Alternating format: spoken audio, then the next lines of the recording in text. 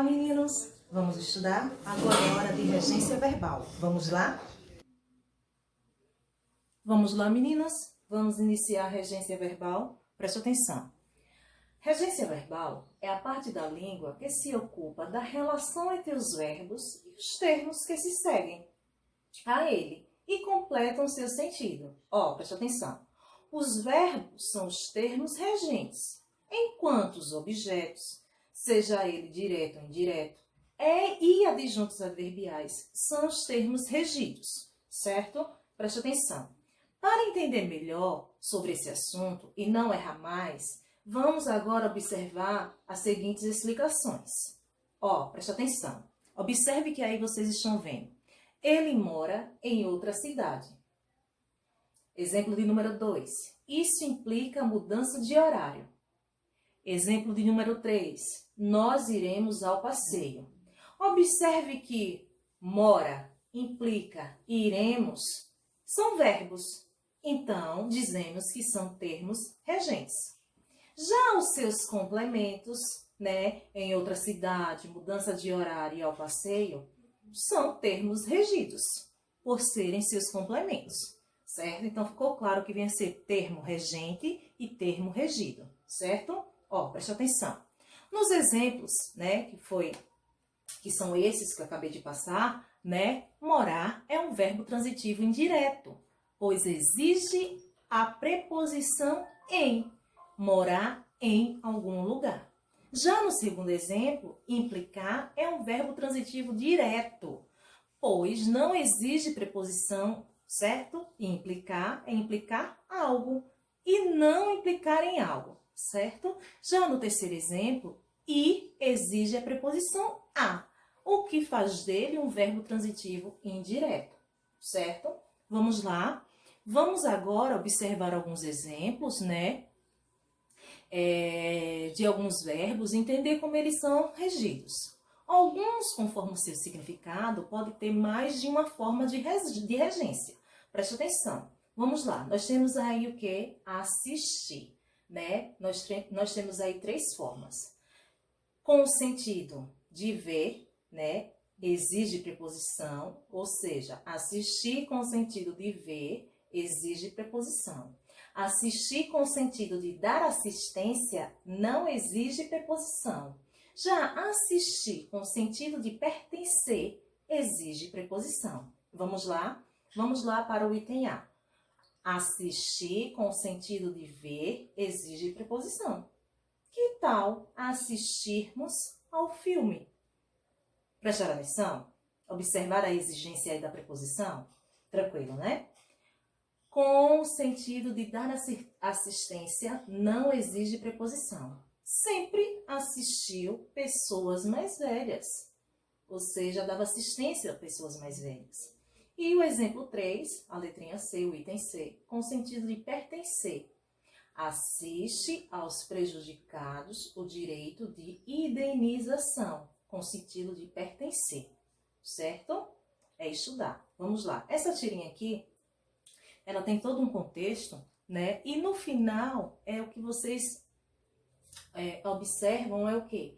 Quando ele diz assim, esse livro virou filme, podemos assistir ao vídeo, com sentido de ver, certo? Tranquilo? Depois vocês fazem a leitura da tirinha, mas é só esse sentido que eu quero que vocês entendam.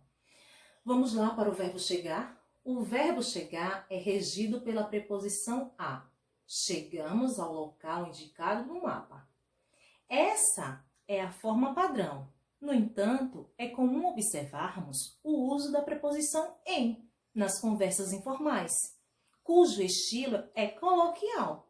Chegamos no local indicado no mapa. Não é assim? É assim, que vocês escutam, Mas preste atenção, exige a preposição a, certo? Vamos lá. Verbo custar. Custar, com o sentido de ser custoso, exige preposição. Aquela decisão custou ao filho. Agora, custar, com o sentido de valor, não exige preposição. Preste atenção. Aquela casa custou caro. Perceberam a diferença? É fácil. Agora é praticar, estudar, não tem para onde correr, não. Vamos lá. Verbo obedecer. Ele é transitivo indireto, portanto, exige preposição. Obedeça ao pai. Na linguagem formal, né, ele é usado como verbo transitivo direto. Obedeça o pai. Não é assim que vocês observam, né? Não é assim que vocês escutam por aí?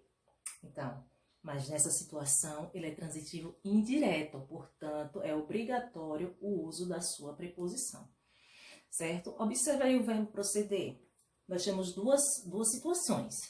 Proceder com sentido fundamental, né? Com sentido fundamento, de fundamento, é verbo intransitivo. E também com sentido de origem exige a preposição. Ó, presta atenção. Proceder com sentido de fundamento, né? Que é verbo intransitivo, temos um exemplo aí. Essa sua desconfiança não procede. Certo?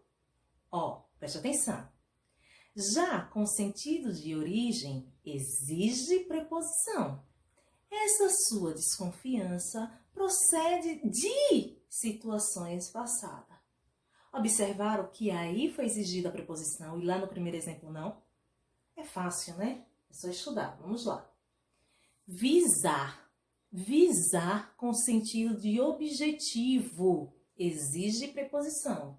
Visamos ao sucesso, ok? Na variante coloquial, encontramos o verbo sendo utilizado sem preposição, como verbo transitivo direto. Visamos o sucesso. Mas isso é na variante coloquial, certo, pessoal? Ele exige preposição, ou seja, o sentido de objetivo exige preposição. Cuidado, viu? Vamos lá? O verbo visar, com o sentido de mirar, não existe preposição. O policial visou o bandido à distância.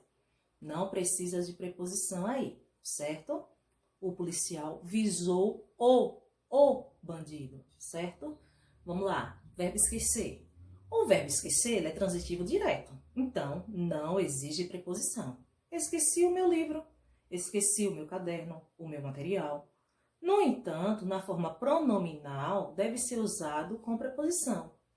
Esqueci-me do meu material, mas isso vocês vão ver mais na frente um pouquinho, certo? A questão da ênclise, da próclise, da mesóclise, certo? Querer, o verbo querer, com o sentido de desejar, não exige preposição. Olha lá, quero ficar aqui, estou desejando ficar aqui. Não precisa preposição. Agora, com o sentido de estimar, exige preposição. Queria muito aos seus amigos. Queria muito aos seus amigos.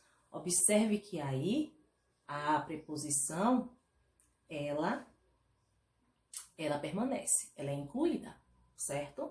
O verbo aspirar, com o sentido de respirar ou absorver, não exige preposição.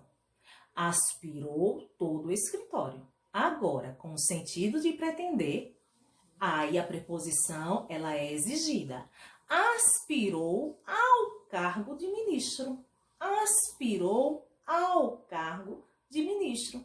Ou seja, ele pretende exercer essa função, esse cargo. Então, aspirou ao cargo de ministro. Gente, tem outras regrinhas com outros verbos, mas eu coloquei esses para vocês. E agora eu vou falar um pouquinho sobre a regência nominal, certo? Que é a relação entre nomes e seus complementos também. Essa relação ela é estabelecida através das preposições. Olha aí alguns exemplos que eu coloquei para vocês. Coloquei 3. O bacharel em direito pode ser defensor público. Aí está correto. Não podemos falar que o bacharel de direito, certo? Pode ser defensor público. É o bacharel em direito, certo? Tem horror às baratas. É o correto. Mas muita gente diz o quê? Tem horror de baratas. Está errado. E o último exemplo é: essa máquina é compatível com a que temos. E não, essa máquina é compatível com a que temos. Então, gente, é só estudar, é pegar o auxílio do livro e ir em frente nos estudos, ok? Tchau, tchau. Espero que vocês tenham gostado e até a próxima.